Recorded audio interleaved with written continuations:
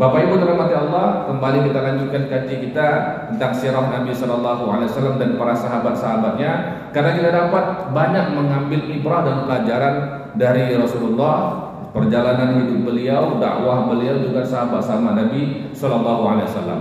Nah, kita telah jelaskan tentang Sayyidah Khadijah radhiyallahu anha, salah seorang yang as-sabiqun al-awwalun, orang yang pertama masuk Islam. Dan kita juga sudah singgung sedikit tentang Abu Bakar As-Siddiq radhiyallahu anhu. Tapi pada kesempatan kali ini kita ingin lebih memperdalam tentang sosok Sayyidina Abu Bakar As-Siddiq, karena dalam sepanjang sirah Nabi Shallallahu Alaihi Wasallam, peran dari Abu Bakar As-Siddiq ini sangat signifikan.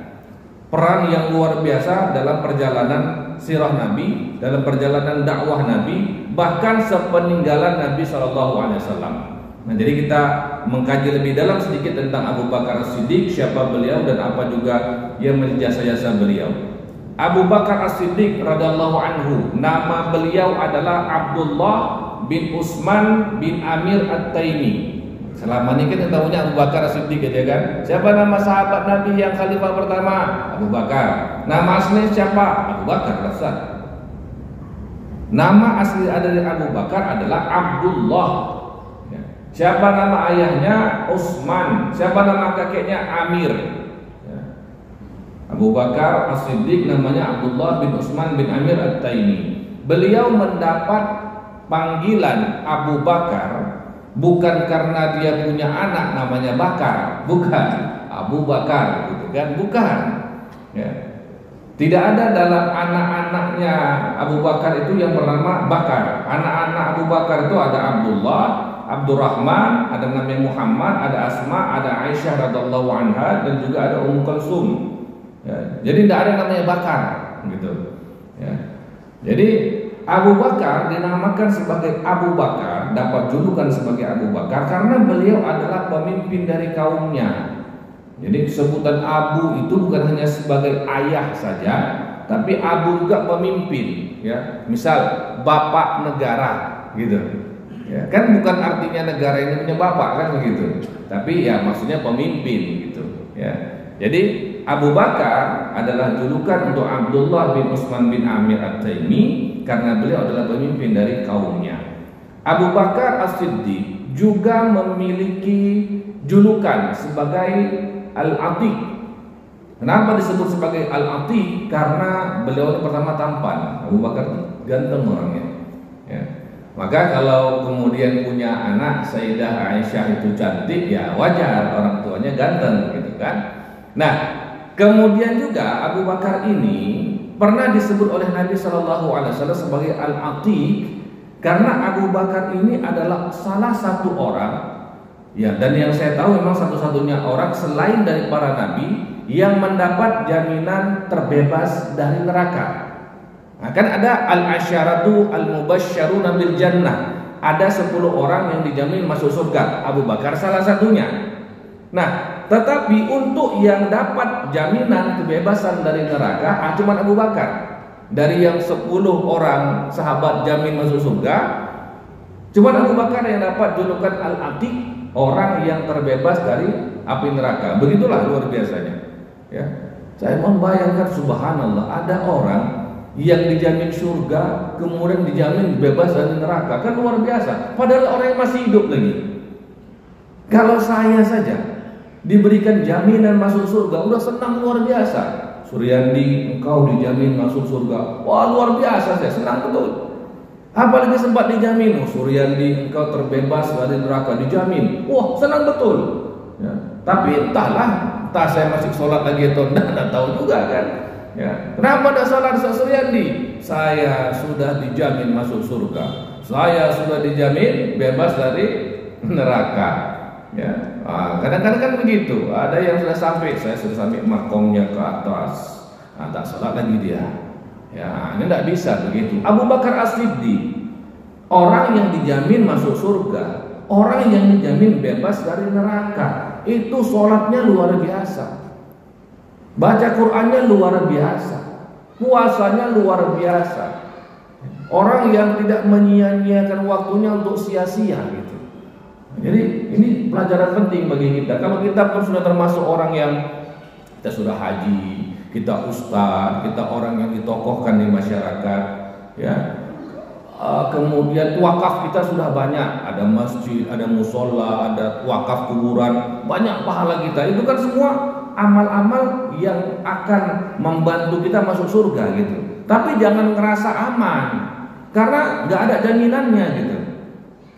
Abu Bakar As-Siddiq dijamin masuk surga, dijamin bebas dari neraka, nggak pernah tinggal sholat, nggak pernah tinggal puasa, malah banyak sholatnya, banyak puasanya. Ini kita contoh, sampai mati kita nanti tetap kita beramal soleh. Ustaz, dari kecil saya udah sholat, Ustaz. Iya, sampai matilah sholat terus. Bahkan ketika mati pun kita masih disolatkan. Itu dia. Ya, jadi Abu Bakar As-Siddiq termasuk namanya Al-Atiq, orang yang dibebaskan dari api neraka. Nah, Abu Bakar ayahnya bernama Utsman, atau disebut dulu juga sebagai Abu Quhafah, dan ibunya bernama Ummul Khair Salma binti Sakhar. Beliau lahir, Abu Bakar Siddiq lahir tahun 573 Hijriah, lebih kurang 2 atau 2,5 tahun lebih muda dari baginda Nabi SAW. Jadi masih sebayaan dengan Nabi. Makanya ketika Rasulullah dengan Abu Bakar itu akrab, berteman akrab itu karena usianya itu tidak jauh beda gitu. Ya, dekat usianya. Nah, kemudian ciri-ciri fisik dari Abu Bakar Siddiq, beliau itu berkulit putih, ya, khasnya orang Arab. Nah, tapi orang Arab kan tidak semuanya putih. Dan itu Bapak Ibu yang sudah pernah haji, pernah umroh, ada juga melihat orang-orang Arab yang hitam. Ya. Ada orang Arab yang hitam ada. Yang sekarang lagi konflik Sudan. Tapi Sudan di Afrika, Ustaz. Sudan itu Arab, orang Arab yang kemudian hijrah ke Afrika. Sudan itu Arab. Makanya orang-orang Sudan itu bahasa Arabnya fasih sekali. Kalau saya dulu ketika kuliah, saya senang berteman dengan orang-orang Sudan. Senang. Kenapa? Karena bahasa Arab mereka jauh lebih fasih daripada orang-orang Arab yang ada di Jazirah Arab. Kalau ketemu orang Arab Saudi, bahasanya udah banyak campur dengan Ammiyah, bahasa pasaran, bukan bahasa Quran lagi. Kita kalau ke Mesir, ya, Jim jadi Ga, Jamal jadi Gamal. Ya. Kalau kita ke Syria, tempat saya kuliah, Qaf menjadi Hamzah. Ya. Qalbi, hati saya, Albi. Nah, itu. Ya, jadi ya, kalau bilang Albi, itu Qalbi maksudnya. Qaf jadi ini memang tipikal orangnya. Ada orang yang banyak makannya, tapi kurus juga. Ya, kayak ayah saya itu banyak makannya. Kalau makan nambung 2 kali. Ya, tapi badannya kurus. Ada orang yang tipe badannya itu gemuk besar. Ya, jangankan makan, cium bau makanan naik 1 kilo dia. Baru cium, oh enak sekali naik 1 kilo dia. Ya, jadi ada yang seperti itu. Nah, itu nanti ketika kita cerita tentang Umar dia tipe badannya tuh gemuk dan besar. Kalau Abu Bakar itu kurus. Kemudian Abu Bakar ini berambut tebal dan juga janggutnya juga tebal, wajahnya tirus dan matanya sering memakai celak. Nah, jadi kita jarang ya laki-laki pakai celak, biasa perempuan pakai celak, laki-laki jarang. Tapi di Arab itu pakai celak itu suatu hal yang biasa dan itu sunnah Nabi SAW. Dulu saya sering pakai celak, dulu, cuma tidak cocok. Ya, kulit lah hitam, pakai celak lagi, makin tidak nampak lagi ya sudahlah. Ya, enggak, mungkin saya ambil sunnah yang lain aja lah. Ya, sunnah yang lain, sunnah Nabi kan banyak kan. Ya sudah ini tak dapat, yang ini cari yang lain. Ya, kadang-kadang kan begitu. Ya, kayak UAS kan. Kenapa Ustaz tak berjenggot? Bukan tak mau berjenggot. Ya, jenggotnya tipis-tipis. Ya, udah, yang ini tak dapat cari sunnah yang lain kan begitu. Ya, jadi jangan khawatir, masih banyak sunnah Nabi yang lain. Baik. Kehidupan Abu Bakar Siddiq, beliau adalah seorang pedagang yang kaya. Beliau memang tujar, kalau bahasa Arab tajir. Apa arti tajir? Orang kaya, Ustaz. Itu bahasa kita. Ya, tajir. Tajir artinya dalam bahasa Arab businessman, orang yang berdagang, pedagang. Ya, pedagang yang di pasar bawah tuh kalau bahasa Arab tajir juga namanya. Ya, kalau bahasa Inggrisnya businessman juga. Ya. Cuman kalau masa kita udahlah pedagang, sudah tak apa. Tapi pedagang yang kaya, karena pedagang ada juga yang nggak kaya kan. Nah, selain beliau sebagai pedagang yang kaya, beliau juga ditokohkan di masyarakat karena beliau adalah ahli nasab. Ahli nasab itu orang yang sangat-sangat paham tentang nasab seseorang. Siapa ayah, siapa anak dari kakek, siapa. Ini Abu Bakar ini paham. Memang ada ilmu seperti itu. Dan ini kebiasaannya memang di Jazirah Arab. Ya, orang Arab itu memang mereka memelihara, menjaga dan bahkan menghafal nama-nama dari kakek buyut mereka begitu. Itu dijaga. Kalau kita enggak, jarang di antara kita yang menghafal itu. Ya. Bapak Ibu ada ya yang hafal nggak nama orang tua, kakek sampai 5 saja generasi ke atas. Ayah, kalau kakek masih hafal ya. Buyut, udah banyak nggak hafal. Ya.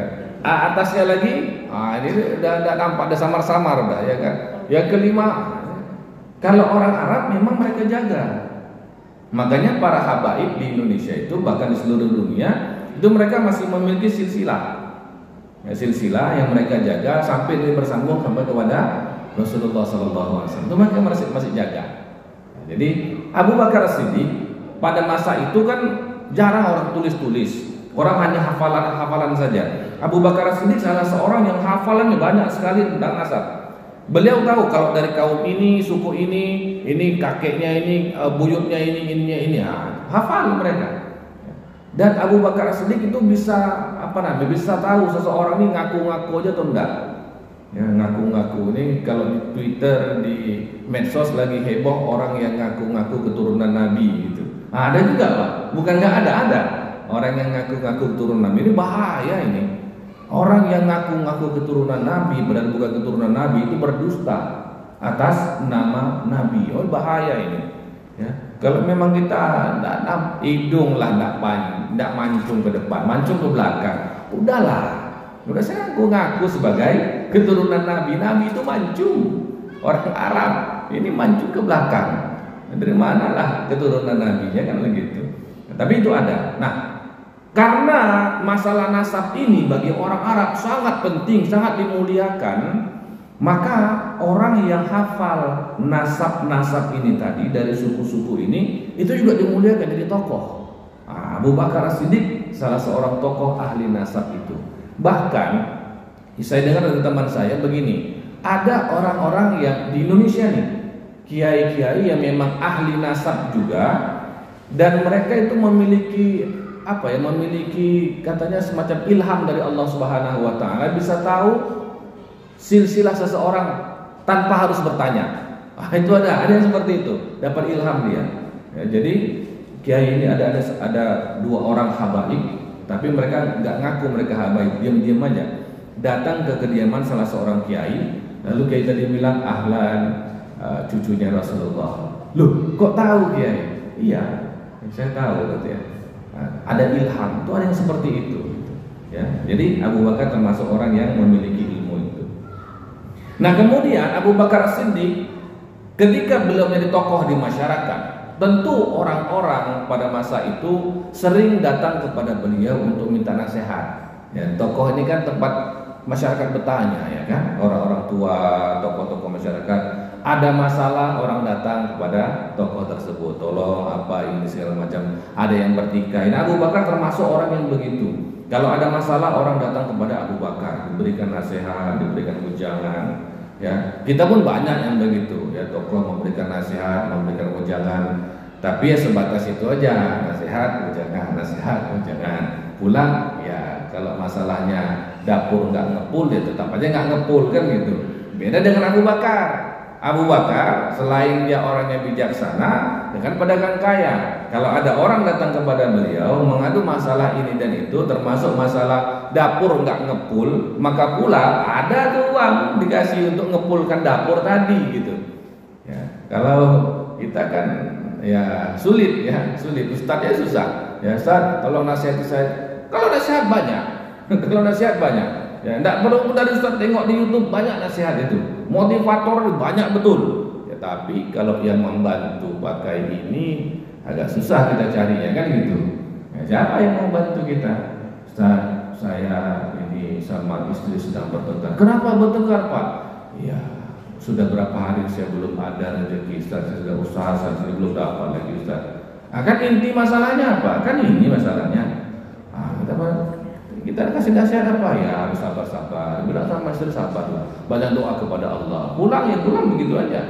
Maunya kan adalah yang untuk supaya jangan bertengkar sama istri itu. Ini dia.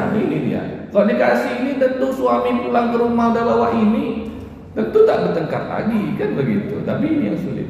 Ini keistimewaan Abu Bakar As-Siddiq, orang yang memang sangat-sangat dermawan. Bahkan kalau kita lihat dalam sirah bagaimana dermawannya Abu Bakar ya, dalam salah satu perang kan begitu. Utsman memberikan, ya Rasulullah, aku infakkan sepertiga dari hartaku kan begitu. Datang Umar, aku infakkan setengah dari hartaku ya Rasulullah. Datang Abu Bakar apa? Ya Rasulullah, aku tinggalkan Allah dan Rasulnya untuk keluargaku. Ambil semua hartaku. Coba bayangkan, siapa dari kita yang sanggup coba? Mana ada yang sanggup? Ya, memang ada karakter-karakter yang seperti ini, karakter yang murah hati, karakter yang dermawan, tanpa pamrih dia memberikan solusi ke masyarakat, memberikan nasihat, juga memberikan bantuan-bantuan yang luar biasa. Nah, tapi zaman dulu kan nggak dekat-dekat dengan pemilu, pilkada dan sebagainya segala macamnya. Kalau kita di Indonesia ini udah mulai nih 2023 kan.